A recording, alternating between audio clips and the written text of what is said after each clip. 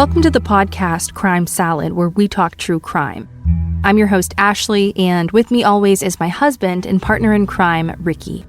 The purpose of this podcast is to honor the victims through ethical storytelling in the hopes of preventing future tragedies. We want our stories to resonate and educate others in hopes that some of these similar cases with identifiable patterns can be prevented. Now, before we jump in, please let us warn you that this is a true crime podcast. The details of this episode may be triggering to some listeners. Listener discretion advised.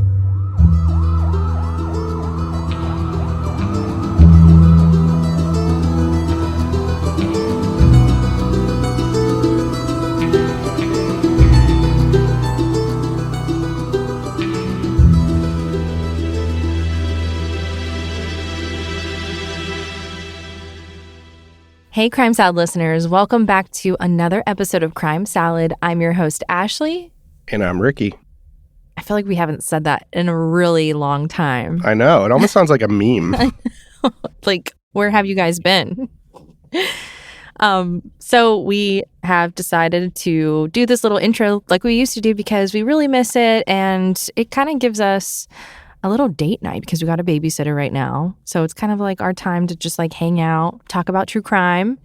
And it's our only free time. We're actually locked in a little tiny booth right now. It's like a phone booth. So yeah, we feel like we haven't got a chance to talk to you guys in a while.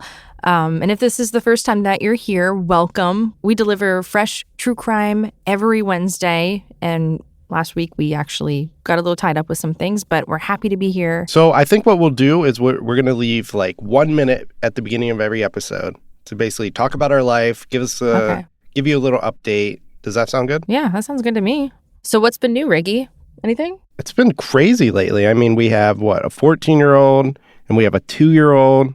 The 2-year-old's going through terrible twos. Like already. He's not even 2. Yeah. We just say he's 2 because he's basically 2. My God, he's so different. Then the first one was so calm. Like, we'd go to restaurants and people would be like, oh my God, your baby is so well behaved. Yeah, and this one, they're like, We've never got that compliment. And I'm usually like sweating with my like hair falling out of a ponytail. And they're like, second kid, huh? Yeah. Starting completely over. Yeah. Like, we had it made. We were like going on date nights. We were going like wine bars. You know what, though? I like love being a mom. It's like the best part of my life. Like, but it also drives you completely insane. It does, but there's like this really good to it too. So kind of get the good with the bad. But yeah, he's been doing really good potty training. He pees basically everywhere. He rips his diaper straight off. He's like, I gotta pee now. Yeah, and he'll pee everywhere. He runs around outside, and the neighbors are probably like, oh my God, get your kid. But it's like chasing a wild animal around, basically. Hey, we haven't gotten kicked out of the HOA yet. I haven't got kicked out. That is true. So we're doing pretty good. We haven't got any complaints. So I think it's time to jump into this week's episode. What do you think? Yeah, let's do it. All right. So this week, our story takes place in the suburban town of Westminster, Colorado, where neat rows of houses and tidy new strip malls define the landscape. Now imagine, if you will, the sound of children playing after school in the safety of this seemingly picture-perfect community. And among these children is a bright and spirited girl named Jessica Ridgeway, whose boundless curiosity made her a welcome sight in her neighborhood. But as the saying goes, even in the safest of places, darkness can emerge unexpectedly. Jessica Ridgeway was born on January 23, 2000 in Westminster, Colorado, and she was a vivacious and creative young girl with an infectious smile and an insatiable curiosity about the world around her. She was known for her love of animals, her passion for drawing, and her kind-hearted nature. Jessica had a close-knit family, including her mother, Sarah Ridgeway, and her father, Jeremiah Bryant, and she also was an older sister to her brother, Austin Ridgeway. Jessica's dreams were as boundless as her energy, and she aspired to make a positive impact on the world. Jessica's mom described her as an independent young girl who couldn't wait to be a teenager. Jessica was so independent, in fact, that she actually asked for an alarm clock so that she could get up for school by herself at 7:45 a.m., and that's pretty good for a 10-year-old. Jessica's parents were a hardworking couple who cherished their children and provided them with a stable and nurturing environment. Sarah was known for her warmth and dedication to her family, while Jeremiah was an involved father who shared Jessica's enthusiasm for outdoor activities and adventure. Their lives revolved around their children, and they embraced the role of nurturing and guiding Jessica as she grew. Now, like Sarah and Jeremiah, the families of Westminster cherished the safety and comfort of their close-knit neighborhood. They knew each other by name, and their children often played together outside, enjoying the sense of camaraderie and security that characterized the area.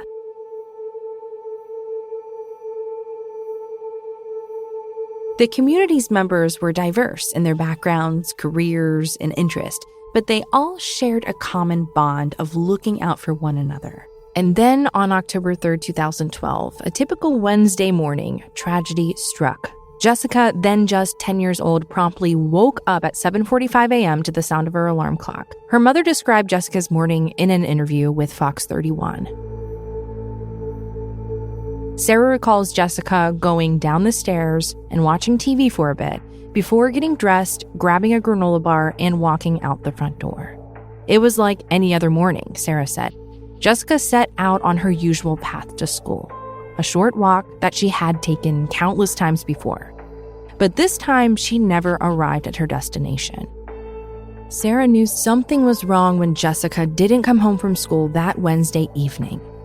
And unfortunately, she had a missed call earlier that morning from Jessica's 5th grade teacher, informing her that she hadn't arrived to school. Could you imagine just all day thinking your kid was at school and then, receiving notice that they weren't? There'd be so many thoughts running through my head. It would just eat you away. Well, Sarah recalls thinking, I want her to walk back through that door. I need her to walk back through that door. Jessica's parents reported her missing to the police, and an Amber Alert was issued later that day. Now, the activation of the Amber Alert system played a crucial role in mobilizing the community and law enforcement agencies across the region. As the urgency of Jessica's disappearance became apparent, the Amber Alert system broadcasted critical information about the case to media outlets, electronic road signs, and law enforcement agencies. The immediate dissemination of information facilitated a rapid response from the public, enhancing the chances of locating Jessica and bringing her home safely.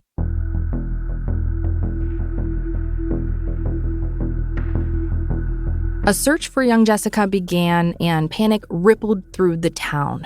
I couldn't imagine the fear surrounding the family. This is every parent's nightmare, especially when the hours in this search for this young girl throughout the community turned into days. Then, 2 days later, on October 5th, investigators found Jessica's backpack abandoned on a sidewalk with her glasses inside. Wow, could you imagine just looking for your daughter for days and then coming across stuff like this? It would be absolutely heartbreaking. You would automatically think something bad had to have happened. And this was extremely heartbreaking because when Jessica's father, Jeremiah, was given the news, he recalled completely breaking down. He said it was about time to get off work when he got a phone call, and he told his boss that he had to leave. He said he couldn't stay, and he's been lost ever since.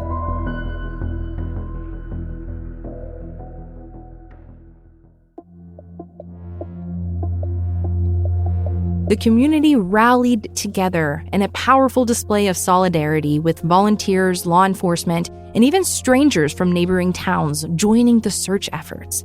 In the midst of unimaginable anguish, Jessica's family emerged as beacons of strength. They shared stories of her radiant spirit and her dreams of making the world a better place.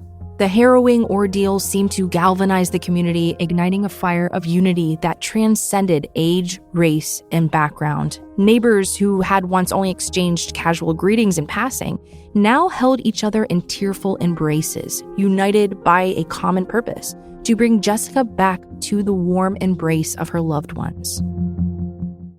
It's awesome when communities come together like that. It is. And Jessica's story, even though this is a bad situation, it really brought the community together.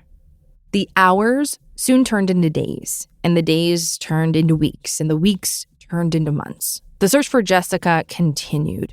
The story garnered national attention, a spotlight that both evaluated the urgency of the search and showcased the power of a community's solidarity.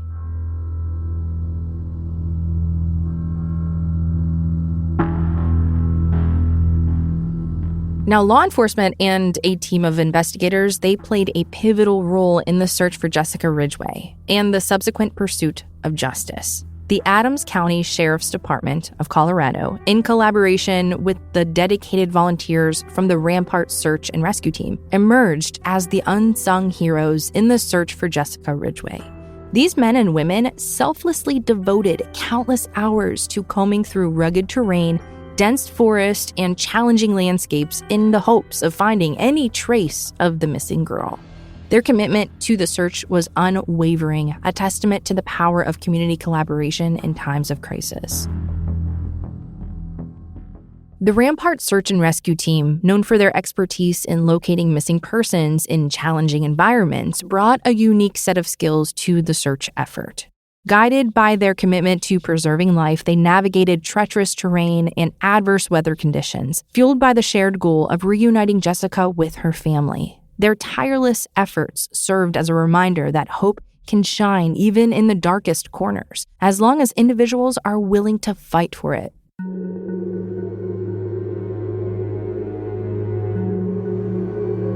Westminster Police Chief Lee Burke emerged as a pillar of leadership during this harrowing ordeal. He took charge of the investigation with a steady hand, providing guidance and direction to the investigative team as they navigated the complexities of this case. Chief Burke's ability to communicate openly with the community and the media helped maintain transparency and fostered a sense of unity during a time of great uncertainty. We have assembled a massive team of law enforcement agencies to include local, state, and federal partners. We've had dozens of law enforcement agencies, hundreds of law enforcement officers involved in this case since the very beginning, and we've been searching for Jessica and her abductor.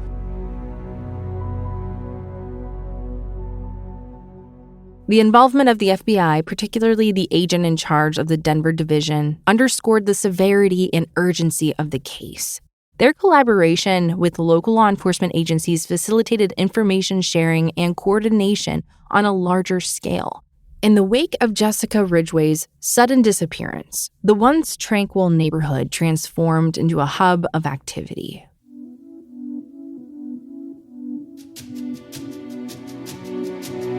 Law enforcement vehicles from Westminster and Adams County lined the streets, and a sense of urgency filled the air. As the community held its breath, a dedicated team of investigators took up the mantle of unraveling the mystery that gripped the hearts of so many. At the heart of the investigation was Detective Tom Reynolds, a seasoned officer with a reputation for dogged determination. His grizzled appearance concealed a compassionate soul, and Jessica's case weighed heavily on his shoulders. With a photo of Jessica tacked on his office wall, he led the team of officers, detectives, and forensic experts who worked tirelessly day and night. Detective Reynolds knew that time was of the essence. Every minute that ticked by was a minute that brought uncertainty and fear. The search for clues began with Jessica's last known steps, her route to school. Surveillance footage, eyewitness accounts, and cell phone pings were meticulously analyzed. The team canvassed the neighborhood, talking to anyone who might have seen something out of the ordinary on that fateful day. Did she have a cell phone? I mean, she's 10, so she might not have, but... I really don't know. I didn't see anything that she had a cell phone at all. Well, after a few weeks, the investigation reached a turning point. A community member recalled seeing a suspicious vehicle in the area around the time of Jessica's disappearance. This small piece of information sparked a renewed sense of hope, which goes without saying, if you see something, say something. Detectives immediately launched an intensive search for this vehicle, combing through security camera footage and tracking down leads.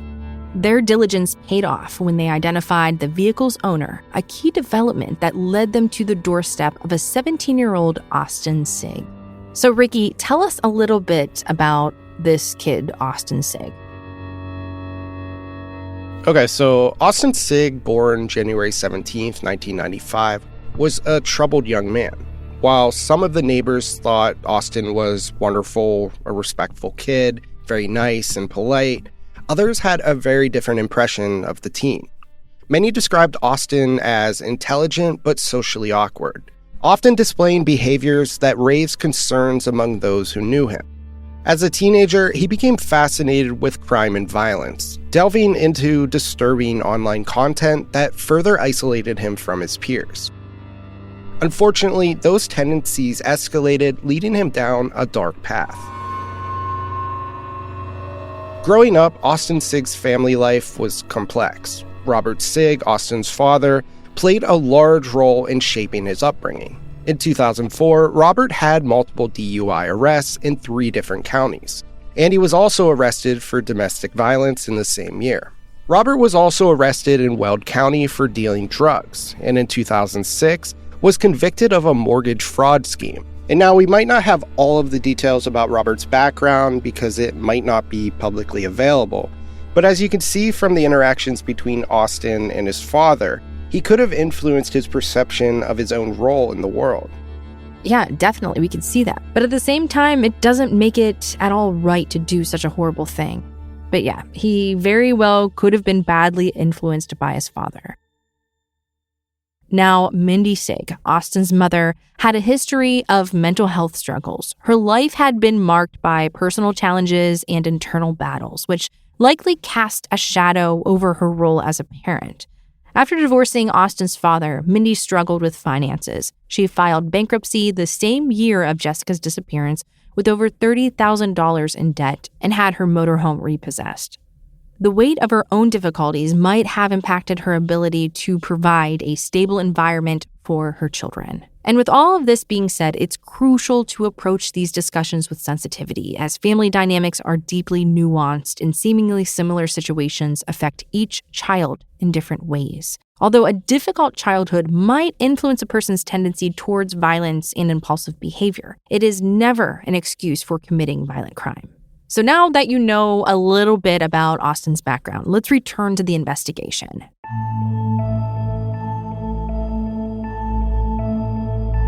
After confronting him at his home, authorities brought Austin Sigg in for questioning.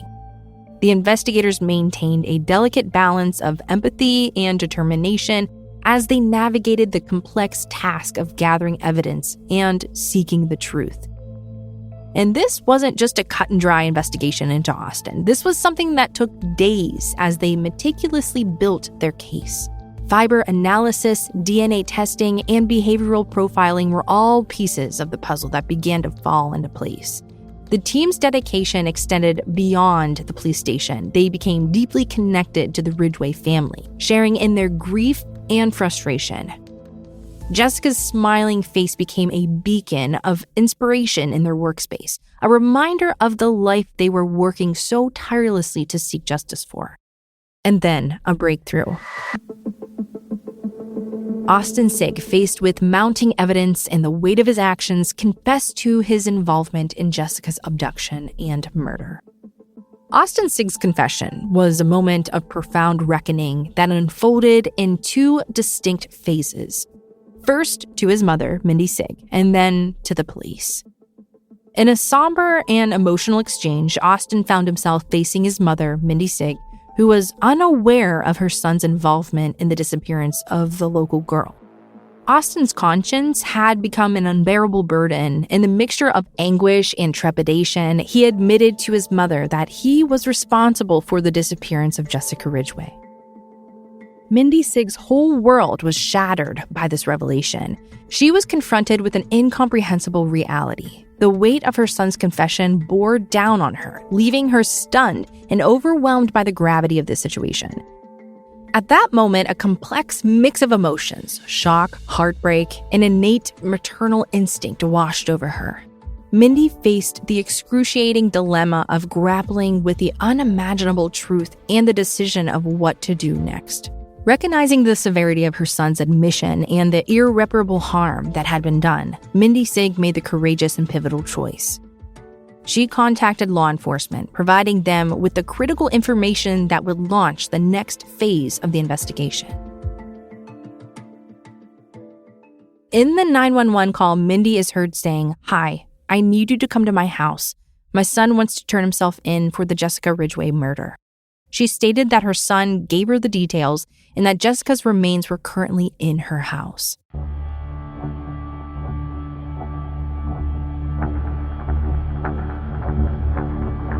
In a separate but equally significant development, Austin Sigg confessed his heinous crime to the police. During that same 911 call, Austin took the phone from his mom. He is heard saying to the dispatcher, "I murdered Jessica Ridgeway. I have proof that I did it. There is no other question. I am giving myself up completely. There will be no resistance whatsoever." The weight of his actions had finally broken through his defenses, and he felt compelled to reveal the truth. The not knowing that there was a body in your house is just so disturbing. And then not even knowing that your son would be capable of doing this is just, yeah, it's crazy. Yeah, I mean, your baby is a monster. Yeah, and you had no clue. Maybe it's like some hints that he was like a little off, but really like... You never expect that. You would never expect your kid to do this. And then in your own house, too. The body is still in her house. Yeah, that is just very, very shocking. Well, later in an interview with law enforcement, Austin revealed disturbing details about the crime. What we are about to describe is deeply disturbing, and it involves violence towards a minor. Please skip ahead if you would like to avoid hearing the details of this murder because it is disturbing. Listener discretion is advised. Okay, so bear with me because this is hard for me to talk about as well. Through Austin's confession, investigators discovered that he kidnapped Jessica on her way to school on the morning of October 3rd, 2012. He forced her into his SUV and bound her hands and feet with zip ties. Then Austin described Jessica wetting herself in the car as she feared for her life. Seeing that she was panicking, Austin told Jessica that everything was going to be okay, which he later admitted was a lie. After arriving back at his house, he released her from her bondage and let her watch cartoons on the family TV. He then describes taking off her soiled clothing and changing her into a white shirt and black shorts.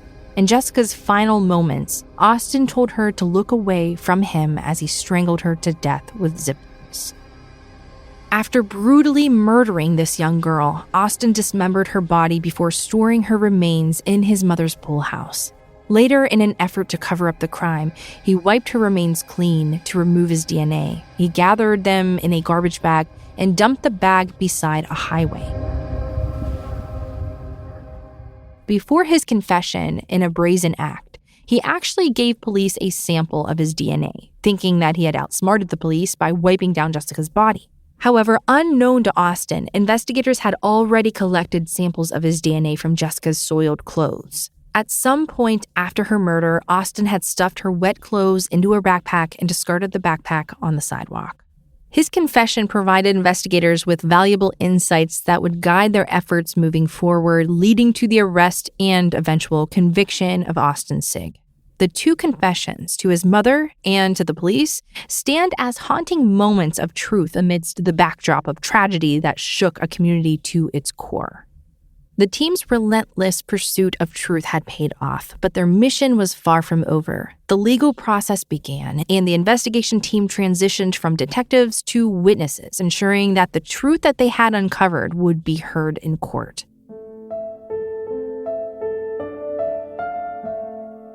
The legal proceedings that followed Austin Sigg's confession were marked by a complex balance of seeking justice while navigating the fact that he was not yet 18 years old, a minor by legal standards.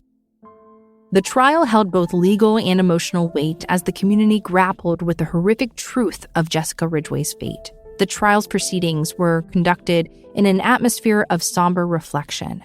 as witnesses recounted the heartbreaking details and the community confronted the painful reality head-on. The investigators sat in the courtroom, shoulders tense and hearts heavy. As they listened to the harrowing details, their own emotions intertwined with the Ridgeway family's raw grief. The prosecution presented a meticulous case outlining the evidence that linked Austin Sigg to the crime beyond any reasonable doubt. His confession, forensic evidence, and connecting him to the crime scene, and the horrifying details that were revealed were woven into a narrative that left the courtroom in stunned silence. The haunting realization that a young man had committed such a heinous act against an innocent child reverberated through the community. Given the gravity of his actions, Austin Sigg was charged as an adult despite his age at the time of the crime.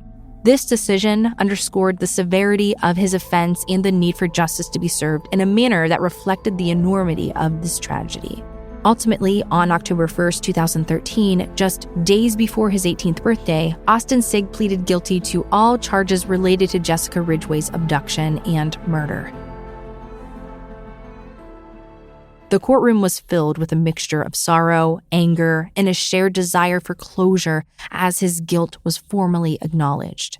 The criminal penalty handed down by the court was life in prison with the possibility of parole after serving a minimum of 40 years. This sentence served as a somber reflection of the immense loss suffered by Jessica's family and the community, while also recognizing the complexity of Austin Sigg's age at the time of the crime.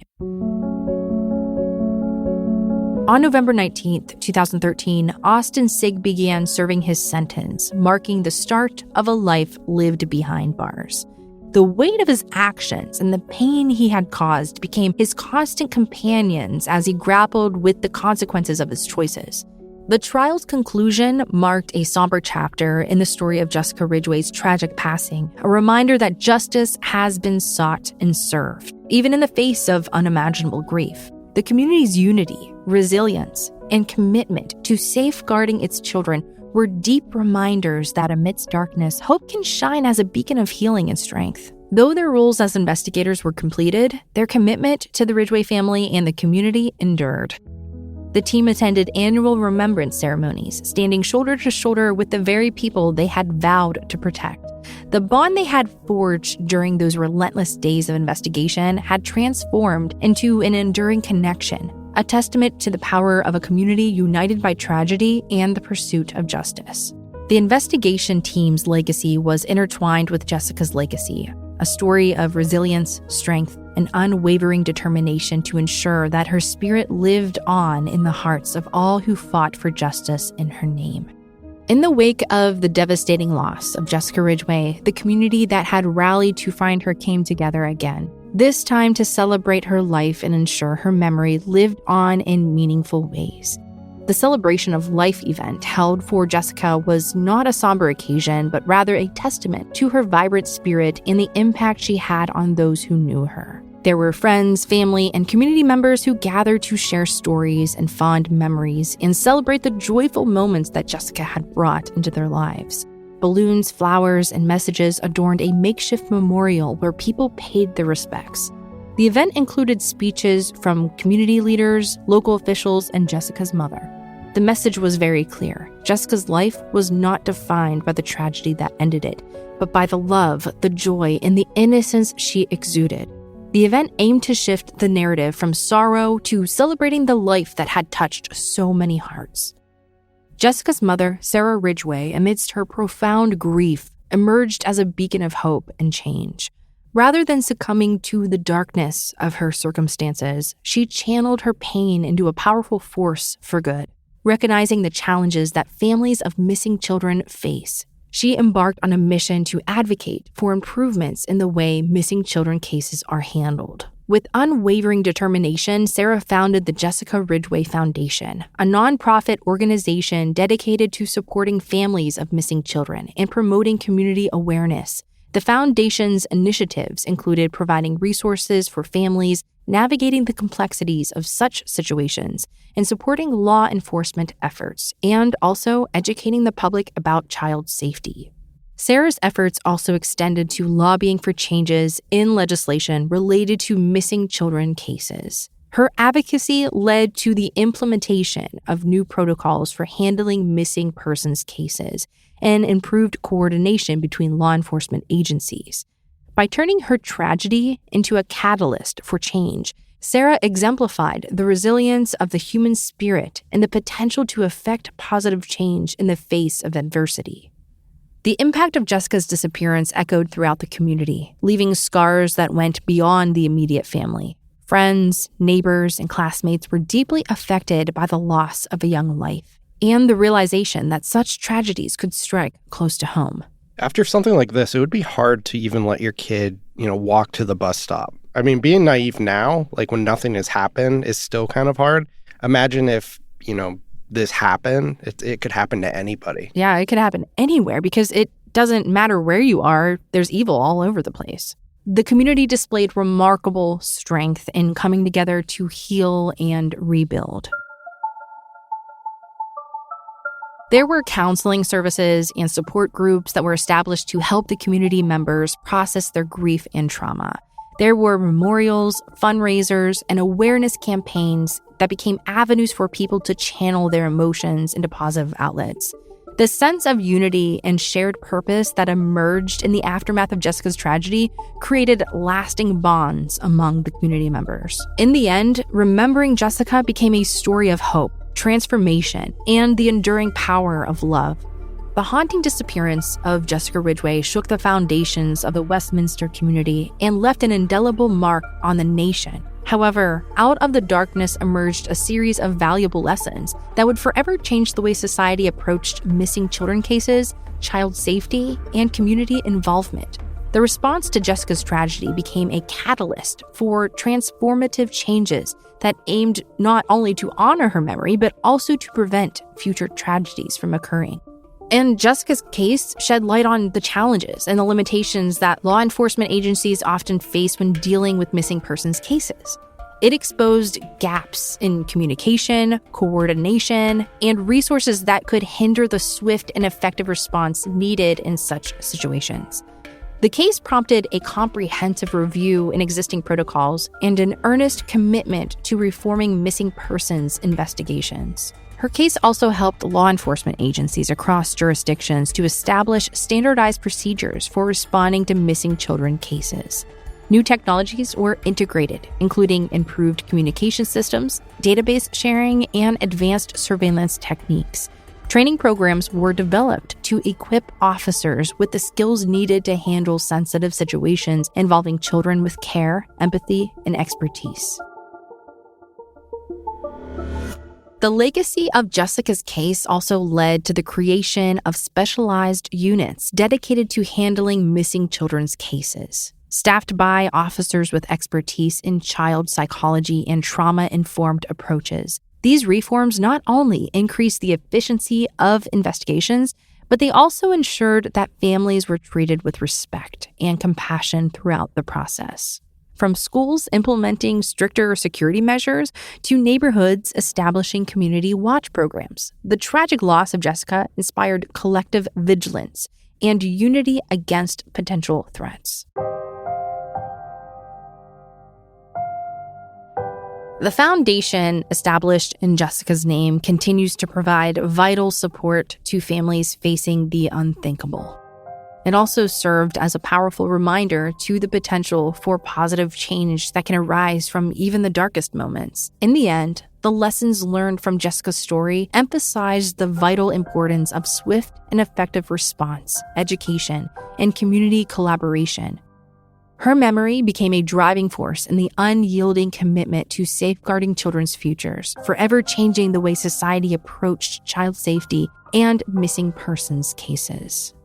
So as we reflect on the story of Jessica Ridgeway and the enduring spirit of a community, let us remember that her story carries an urgent call to action. In the wake of tragedy, we have witnessed the incredible strength that emerges when a community unites in the face of adversity. It is a testament to the power of unity, compassion, and vigilance. We must honor Jessica's memory by taking concrete steps to safeguard the well-being of her children. Reach out to organizations that specialize in child safety and support. Engage in open conversations with your child about personal safety and encourage your community to remain vigilant and looking out for one another. Let us foster an environment where no child's voice goes unheard and no one suffers in silence. So if you or someone you know is experiencing abuse or facing danger, don't hesitate to seek help. Reach out to resources such as domestic violence hotlines, child protection agencies, or law enforcement. Together, we can ensure that the safety and happiness of every child remains at the forefront of our priorities. And let's all work together and make the world a better place, because that's what Jessica's hope was. And if there's one thing that we can get out of this podcast, it would be to increase awareness and together become guardians of hope. Let Jessica's legacy serve as a reminder that even in the darkest of times, our collective actions can lead to positive change. Let us commit to nurturing a world where love, empathy, and unity prevail. In doing so, we can continue to honor Jessica's spirit and create a lasting impact that protects and uplifts our children, our communities, and our shared humanity. What did you think of this one, Ricky? It's a really good story. Yeah. Sad, but has a good outcome. Definitely. So this week, we want to give a shout out to our Patreon members because we love you so very much. Thank you so much for supporting our show, and we hope you enjoy the ad-free listens. We have a few new ones. We have a few newbies. Fresh salad. Fresh leaves in the salad. We have a few fresh leaves. We have Amanda, Christina, Carla, Brianna, Wendy, and Sean. Thank you so much. I can't see you doing that. Thank you for the roses. Have you seen that TikTok? Those TikToks? Thank you for the roses. Thank you for the follows. Thank you. We really appreciate it. I wish we could put all of the Apple subscribers because we have way more of them. Well, we love them. Hello. Thank you so much. You actually keep the show going, so we really appreciate you. Yeah. Keeping us afloat. Yeah, keeping us afloat. We've been eating eggs for about a week. I love eggs. We've been making Benedict eggs, scrambled, sunny side up. She's lying about Benedict. I don't even know how to do that. Don't you put like toast in a pan? No. Yeah, what's that one then? Someone tell Ricky how to make Benedict eggs. Benedict All right. Arnold. We're out of here. Bye. See ya.